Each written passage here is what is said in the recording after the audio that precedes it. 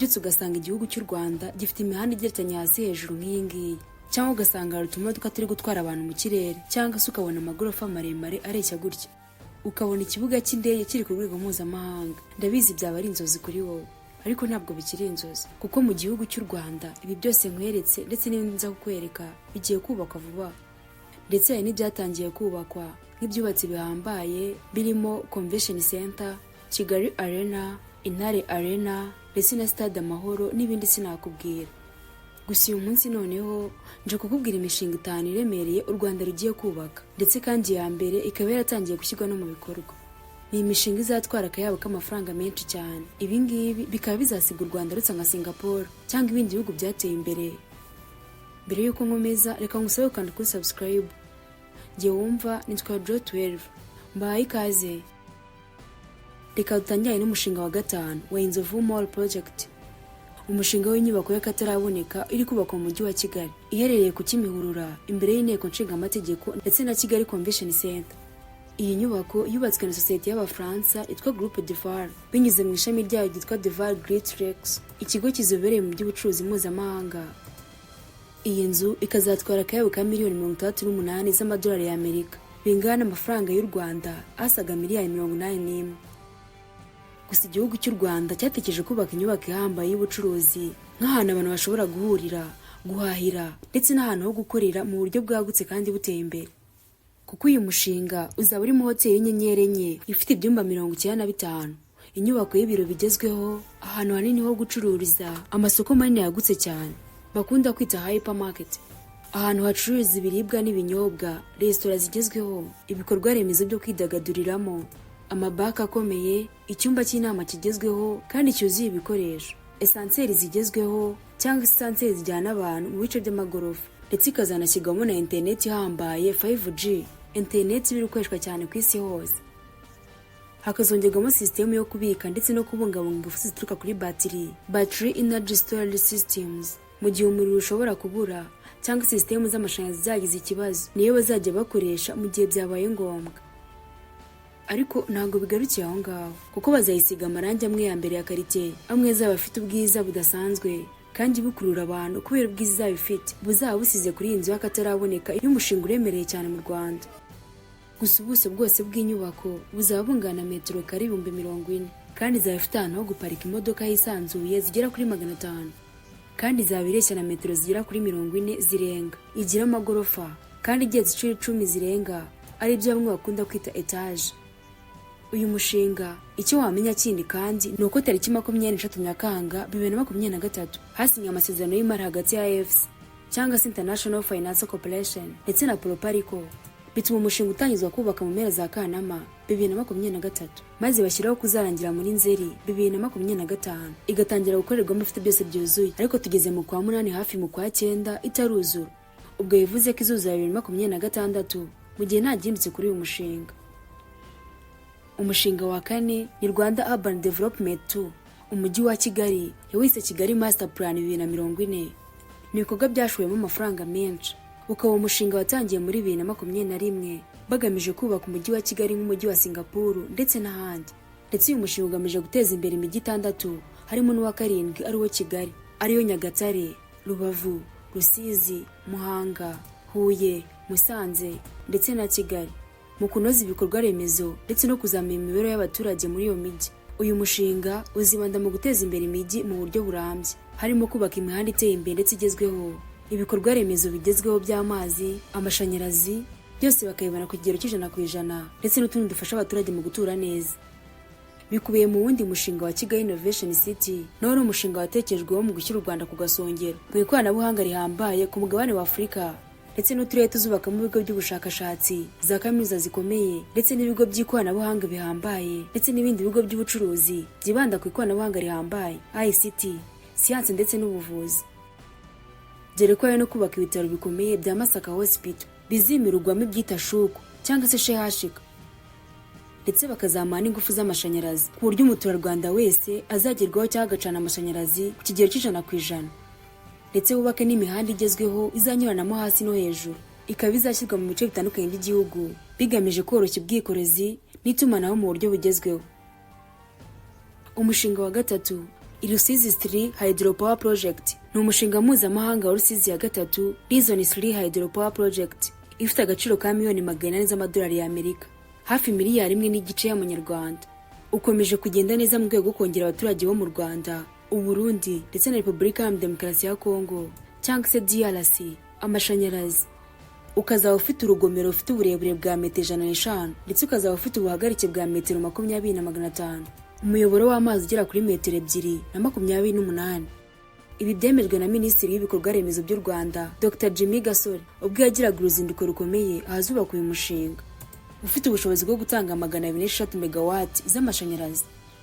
Kandi akarere ka Rusizi ya gatatu izageza umuriro w'amashanyarazi ku baturage barenga 300,000. Ikazaba intambwe ikomeye mu guhuza ingufu z'amashanyarazi mu karere, mu guteza imbere ubukungu ndetse no kubungabunga ibidukikije.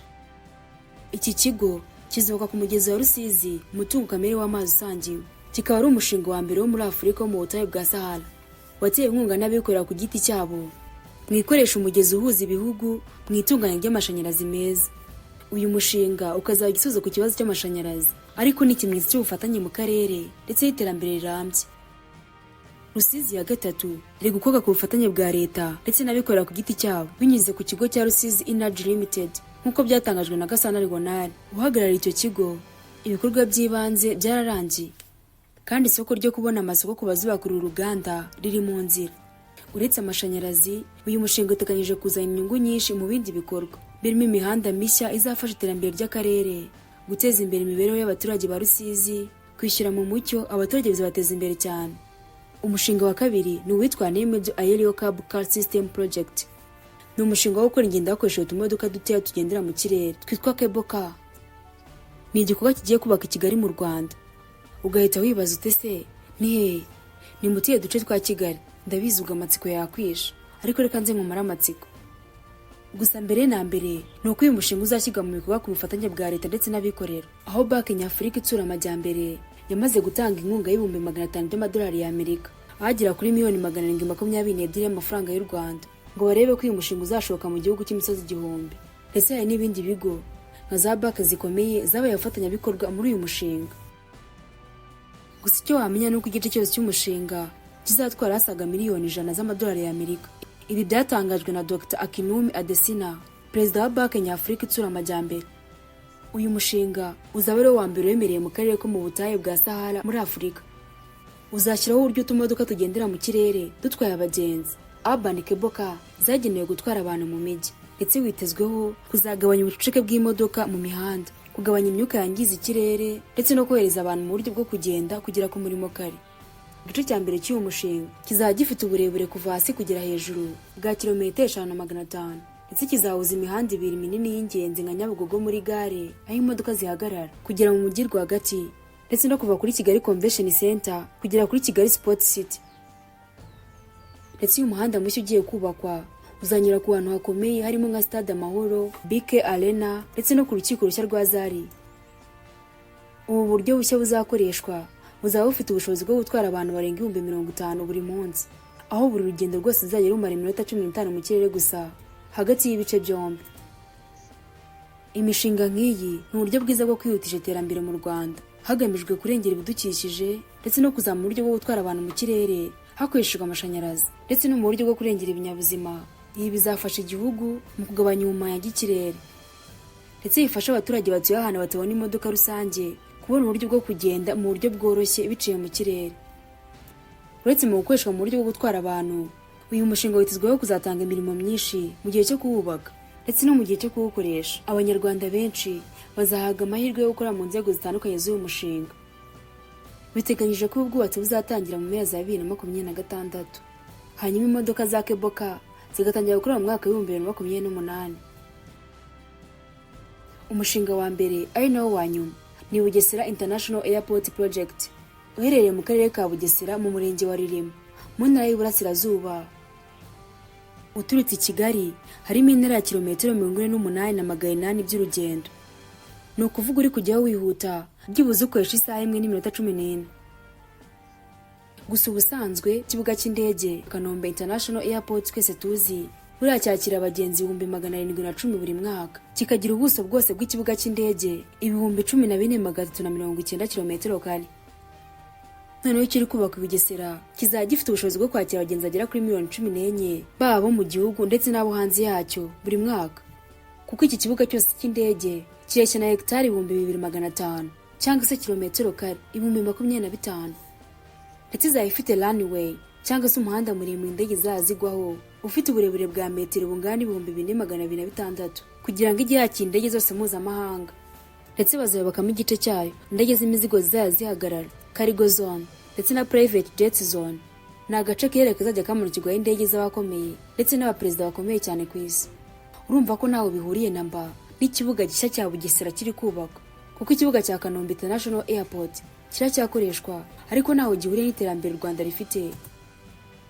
Gusa ntarajya kure nuko ikibuga cya Bugesera cyatangiye kubakwa na Moto Angel mu mwaka wa 2017. Ni sosiyete ituruka mu gihugu cya Portugal, kimwe mu bigo bikomeye by'inganda by'ubwubatsi muri Afurika ndetse na mpuzamahanga. Gusa birateganywa ko iki kibuga mpuzamahanga cya Bugesera kizarangira kubakwa hagati y'umwaka wa 2027 ndetse na 2028 nk'uko byavuzwe na Minisitiri w'Imari n'Igenamigambi Yusufu Murango ubwo yamurikiraga inteko nshingamategeko ingengo y'imari ya 2025-2026. Yavuze ko amafaranga azagenda ku kibuga cy'indege mpuzamahanga cya Kigali kiri kubaka mu Bugesera mu ngengo y'imari ya 2025-2026 nuko kizatwara asaga miliyari 853,600 z'amafaranga y'u Rwanda kugira ngo kibe cyuzuye neza. Gusa mbere yaho gato muri Nzeri mu mwaka wa 2016 guverinoma y'u Rwanda yasinyanye amasezerano n'akampani navuze aho ruguru yitwa Moto Angel yo muri Portugal mu gutera inkunga mu buryo bwo kubaka, ndetse bemeza ko iyi kampani izakoresha ikibuga cy'indege mu gihe cy'imyaka 25. Ibi byemejwe na guverinoma y'u Rwanda, ndetse n'amasezerano bagiranye ashobora kongerwaho indi myaka 15. Ndetse Moto Angel yemeye gutanga miliyoni 118 z'amadolari y'Amerika, hafi miliyari 400 z'amafaranga y'u Rwanda yo gutera inkunga icyiciro cya mbere cyo kubaka ubwo cyatangiraga ari mu mwaka wa 2017. Nk'uko hano byatangajwe na Minisitiri w'Imari n'Igenamigambi Yusufu Murango, yavuze ko sosiyete y'ubwikorezi Qatar Airways nayo yaguzemo imigabane ingana 30% yose, ndetse n'umushinga waravuguru ku buryo bizageza mu mwaka wa 2032. Kugeza ubu imirimo yo kubaka ikibuga cy'indege igeze kuri 1/4, ni ukuvuga ngo ni hagati ya 25% na 30%. Gusa inzira z'indege, imihanda yo ku butaka, inzira z'amazi n'ibindi byo hasi byarangiye, ubu hatangiye kubakwa inyubako. Ibi byubakwa byose nibimara kubakwa ku kibuga cy'indege cya Bugesera kizaba ari cyo kibuga cya mbere cyakira abantu benshi mu Rwanda. Mbuze ibyo u Rwanda ruri kubaka, nkavuga imishinga iri gushyirwa mu bikorwa ntiwabivuga ngo birangize. Gusa hari n'indi mishinga bari kubaka kandi ikomeye ntavuze. Ese umaze kumva iyi mishinga ihambaye u Rwanda ruri kubaka ndetse n'iterambere rihambaye ruriho, uri kumva wowe ntacyo wabivugaho? Reka duhuriye muri comment utubwiye nawe uko ubyumva.